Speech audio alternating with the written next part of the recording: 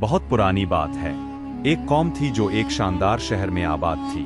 उनके घरों की दीवारें पत्थर और ईंटों से बनी हुई थीं, छतें बुलंद और दरवाजे मजबूत। बाजारों में चहल पहल थी, गलियां साफ सुथरी और रोशनी से जगमगाती हुई। लोग सुबह सवेरे अपने कामों पर निकलते, ताजिर अपने सामान से दुकानें सजाते और बच्चे गलियों में खेलते। ये वो वक्त था जब वो कौम मेहनत और हुनर की वजह से पहचानी जाती थी।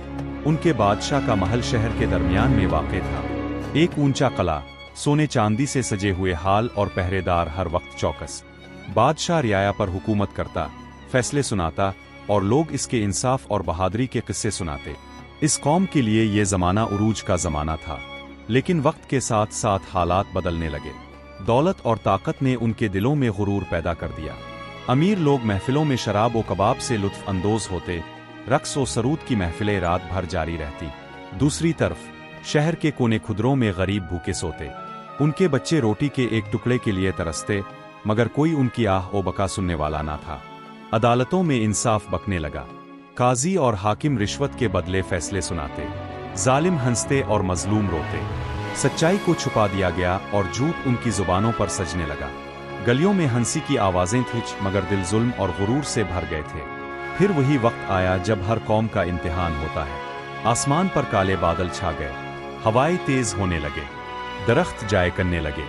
लोग पहले हैरान हुए, फिर डर के मारे अपने घरों में छुपने लगे। अचानक बिजली कड़की, आसमान दहाड़ने लगा और एक खौफनाक आंधी ने शहर को अपनी लपेट में ले लिया। ऊंचे ऊंचे महल लरजने लगे, बाजार के शामियाने उड़ने लगे, दुकानें टूट गईं और फिर एक जोरदार झटके के साथ शहर के आलीशान महल जमीन बोस हो गए। गलियों में मिट्टी और धूल भर गई। लोगों की चीखें आसमान को गूंज जाने लगे। कुछ अपनी जान बचाने के लिए भागे, कुछ मलबे के नीचे दब गए। वो शहर जो कभी रोशनी और खुशहाली की अलामत था, अब अंधेरों और तबाही का मंजर पेश करने लगा। सुबह हुई तो मंजर दिल दहला देने वाला था। महल मलबे का घेर बन चुके थे, बाजार खाली और उजड़ चुके थे। गलियों में अब ना हंसी की आवाज थी और ना जिंदगी की, बस टूटी दीवारें, गिरी हुई छतें और हवा में उड़ती खाक बाकी रह गई। सदियों बाद जब मुसाफिर इस जगह से गुजरते हैं तो वो रुकते हैं, पत्थरों को देखते हैं और कहते हैं, यही थी वो कौम जो कभी अपने उरूज पर थी और आज इसका नाम व निशान भी बाकी नहीं रहा। सबक: हर कौम नेकी और इंसाफ से जिंदा रहती है। जब जुल्म बढ़ता है तो सबसे मजबूत कौम भी मिट्टी में मिल जाती है।